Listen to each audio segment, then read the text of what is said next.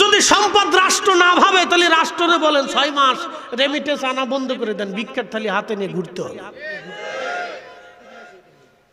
কয় মাস লাগবে? 3 মাস হলেই চলবে। যদি আমার দেশের মানুষগুলি সম্পদ না হয় তাহলে আপনি একটু টেস্ট করেন, 3 মাসের জন্য আপনারা রেমিটেন্স আনা বন্ধ করে দেন। অথচ এয়ারপোর্টে গেলে যখন বিদেশিরা আমাদের দেশে আসে অনেক সময় ওদেরকে মানুষই মনে করে। হ্যাঁ, কি কথা হলো?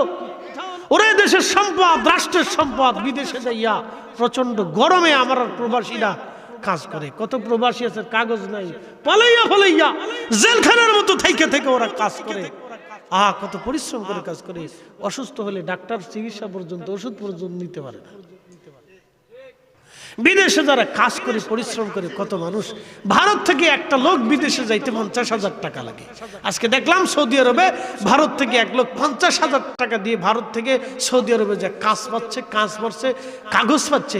বাংলাদেশ থেকে 4.5 লাখ টাকা দিয়ে 5 লাখ 6 লাখ টাকা দিয়েও সৌদি আরব যাওয়ার পরেও কাগজ পায় না, কাজ পায় না, থাকার জায়গা পায় না। কেন এগুলি হবে? ওরা কি আমার দেশের সম্পদ না? ওরা কি চুরি করতে যায়নি, ওরা পরিশ্রম করতে যায়। ওরা পরিশ্রম করে আমার দেশের রেমিটেন্স বাড়ানোর জন্য, আমার দেশের অর্থনীতিকে সমৃদ্ধ করার জন্য ওরা পরিশ্রম করে বাপ মা সন্তান স্ত্রী ফেলায় চলে যায়। এদেশের কত দরিদ্র মানুষের চিকিৎসা হয় না।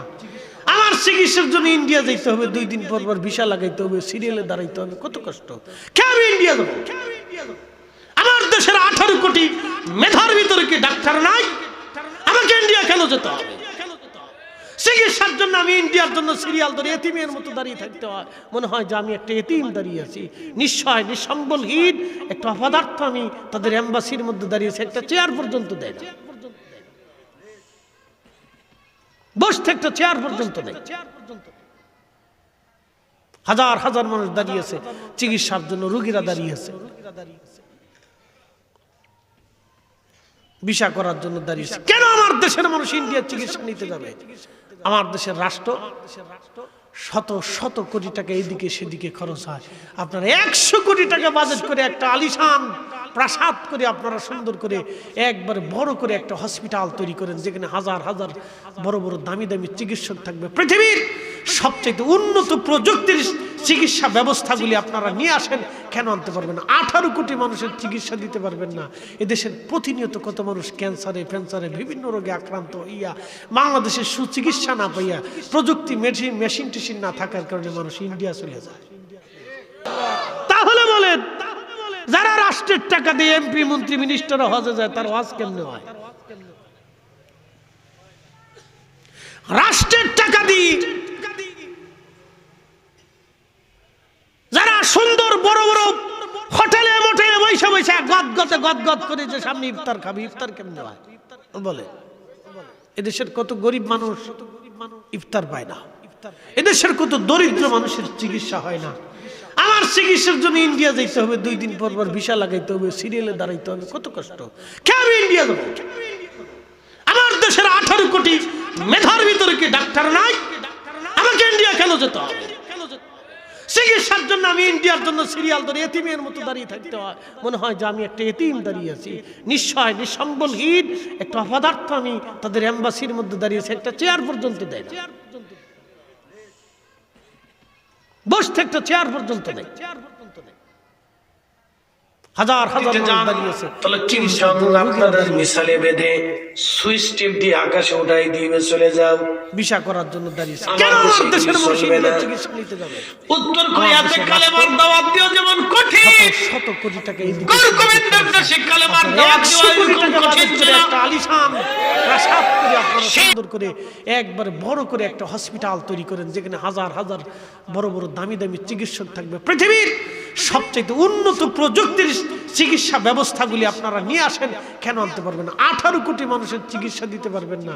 এদেশের প্রতিনিয়ত কত মানুষ ক্যান্সারে ফ্যান্সারে বিভিন্ন রোগে আক্রান্ত হইয়া বাংলাদেশের সুচিকিৎসা না পাইয়া, প্রযুক্তি মেশিন টেশিন না থাকার কারণে মানুষ ইন্ডিয়া চলে যায়। কি কথা ঠিক আছে কিনা? প্রিয় উপস্থিতি, কথাগুলি ভালো করে বুঝবে। যাই হোক, মূল আলোচনার দিকে চলে যায়। দুঃখে কথাগুলি বলতে হচ্ছে, বাপ আমি কেন ইন্ডিয়ার চিকিৎসার জন্য যেতে হবে? আমরা 18 কোটি মানুষের মেধা। আমরা আগে মুরব্বীদের কাছ থেকে শুনতাম একটা ছেলে হলে একটা লাঠি হয় না, মারহাবা কর। মুরব্বীদের কথা ফেলে দেওয়ার মতো না, জোরে বলেন মারহাবা। আমরা মানুষ কত কোটি? জোরে কর। আমরা 18 কোটি লাঠি।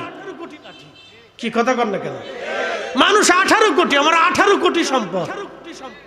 যদি সম্পদ রাষ্ট্র না ভাবে তাহলে রাষ্ট্রে বলেন 6 মাস রেমিটেন্স আনা বন্ধ করে দেন, ভিক্ষার থালি হাতে নিয়ে ঘুরতে হবে। কয় মাস লাগবে? 3 মাস হলেই চলবে। যদি আমার দেশের মানুষগুলি সম্পদ না হয় তাহলে আপনি একটু টেস্ট করেন, 3 মাসের জন্য আপনারা রেমিটেন্স আনা বন্ধ করে দেন। অথচ এয়ারপোর্টে গেলে যখন বিদেশিরা আমাদের দেশে আসে অনেক সময় ওদেরকে মানুষই মনে করে। হ্যাঁ, কি কথা হলো? ওরা দেশের সম্পদ, রাষ্ট্রের সম্পদ, বিদেশে যাইয়া প্রচন্ড গরমে আমার প্রবাসীরা কাজ করে। কত প্রবাসী আছে কাগজ নাই, পালাইয়া পালাইয়া জেলখানার মতো থেকে থেকে ওরা কাজ করে। কত পরিশ্রম করে কাজ করে। অসুস্থ হলে ডাক্তার চিকিৎসা পর্যন্ত, ওষুধ পর্যন্ত নিতে পারে না। ওরা আমার দেশের সম্পদ। প্রত্যেকটা মানুষ আমার দেশের সম্পদ। ও ল্যাংড়া হলো সম্পদ, ও বোবা হলো সম্পদ, ও কানা হলেও সম্পদ, ও আধা পাগল হলো সম্পদ। প্রত্যেকটা মানুষ সম্পদ। যেই দিন এই রাষ্ট্র প্রত্যেকটা মানুষকে সম্পদ মনে করবে, সেই দিন এই রাষ্ট্র অনেক সুন্দর হবে, নতুন হবে না। প্রত্যেকটা মানুষ সম্পদ। পৃথিবীর কত দেশ আছে মানুষ বাড়ানোর জন্য, রাশিয়া তারা প্যাকেজ ঘোষণা করছে যে তোরা সন্তান জন্ম দে, তারপরে জন্ম দেয় না। জাপান প্যাকেজ করছে, অস্ট্রেলিয়া প্যাকেজ দিছে যে তোরা যদি বাচ্চা জন্ম দিস তোদেরকে প্যাকেজ দিব, তারপরে বাচ্চা জন্ম দিতে পারে না, দেয় না।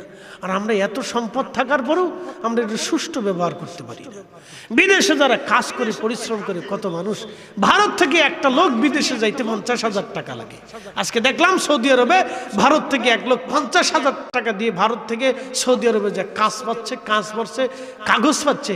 বাংলাদেশ থেকে 4.5 লাখ টাকা দিয়ে, 5 লাখ 6 লাখ টাকা দিয়েও সৌদি আরব যাওয়ার পরেও কাগজ পায় না, কাজ পায় না, থাকার জায়গা পায় না। এই কথা কেন এগুলি হবে? ওরা কি আমার দেশের সম্পদ না? ওরা কি চুরি করতে যায়নি, ওরা পরিশ্রম করতে যায়। ওরা পরিশ্রম করে আমার দেশের রেমিটেন্স বাড়ানোর জন্য, আমার দেশের অর্থনীতিকে সমৃদ্ধ করার জন্য ওরা পরিশ্রম করে বাপ মা সন্তান স্ত্রী ফেলায় চলে যায়।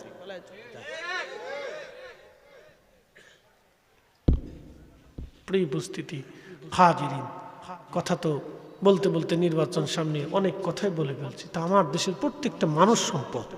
একসাথে বলবেন আল্লাহু আকবার। না হয় না, আর একটু জোরে বলেন। প্রত্যেকটা মানব সম্পদ, এটা দামি সম্পদ। পৃথিবীতে এই সম্পদ সব দেশের, এটা আমরা আল্লাহ দিচ্ছে। কিন্তু এই মানব সম্পদটাকে আমরা সুস্থ ব্যবহার করতে পারি না। খাবারে ভেজাল, পানিতে ভেজাল, এখানে ভেজাল, সেখানে ভেজাল। প্রত্যেকটা মানুষের চেহারার দিকে তাকিয়ে দেখেন পুষ্টিহীনতায় ভুগতেছে। আমার দিকে তাকান, আমি পুষ্টিহীনতায় ভুগতেছি। বলে হুজুর কেন এত ভালো মন্দ খাচ্ছেন, তারপর পুষ্টিহীন কেন? হ্যাঁ, পুষ্টিহীন। আমার বয়সে একটা আরবিরে দাঁড়া করান, দেখবেন আমার থেকে হৃষ্ট পুষ্ট অনেক সুন্দর। আমার বয়সে একজন আরবিরে দাঁড়া করান, ওনার বয়সে একজন আরবি। বাবার বয়স কত? কত বয়স? 86 বছর। 75 বছর বয়সে আরবরা বিয়ে করে না। লজ্জা শরমের কিছু না, হাসিরও কিছু না। আমি বুঝাচ্ছি আপনাকে। বলে কারণ কি? ওদের দুধে ভেজাল নাই, পানিতে ভেজাল নাই, ফলে ভেজাল নাই, খাবারে ভেজাল নাই, কোনো কিছুতে ভেজাল নাই, টেনশন নাই। আমার দেশের একটা বাচ্চা জন্ম নেওয়ার পরে এখন 23 লক্ষ কোটি টাকা বলে বাংলাদেশ ঋণ হয়েছে। তো তা যদি হয়ে থাকে তাহলে আমার এই বাচ্চাটা, আমার ছোট্ট সন্তানগুলি বড় হইতে হইতে এই কোটি কোটি ঋণ মাথায় নিয়ে বড় হবে। তো ঋণ দিবেন না, ভাত খাবেন না, কি খাবেন না, ফল কিনবেন, কি তা করতে? তার ভিতরে আবার আছে ভেজাল, ভেজাল খাবার। এই ভেজাল খাবার দিয়ে দিয়ে আমাদের দেশের মানুষের বাচ্চাদেরকে একবারে ক্যান্সারে, ফ্যান্সারে, বিভিন্ন রোগে আক্রান্ত করছে। 3.5 কোটি মানুষ কিডনি রোগের সাথে আক্রান্ত। এদেশের 18 কোটি মানুষের 8 কোটি মানুষ ডায়াবেটিসের সাথে সম্পৃক্ত। এই ভেজাল কারা দেয়? কুত্তাই দেয়। কথা কন না কেন? তো যারা ভেজাল দেয় তাদেরকে ধরা কি রাষ্ট্রের জন্য কঠিন কিছু? তো ওয়ান টাইম ব্যাপার, 24 ঘন্টা টাইম লাগবে, মাত্র 24 ঘন্টা। ও 14 পুরুষ পর্যন্ত ধরিয়া না যায়। 24 ঘন্টা টাইম, কোনো ব্যাপার না। রাষ্ট্র যদি চিন্তা করে 24 ঘন্টায় বাংলাদেশের চোর ডাকাত ধরিয়ে একবার বাটাম চালান দিয়ে দেবো, তা রাষ্ট্র পারে। কি কথা ঠিক আছে না ভাই? রাষ্ট্র পারে, কোনো ব্যাপার না। কেডাই এদেশে গাঁজা বিক্রি করে প্রশাসন জানে কি জানে না? তারপরও গাঁজা বিক্রি হয়, তারপরে বাবা বিক্রি হয়, তারপরে ইয়াবা হিরোইন বিক্রি হয়।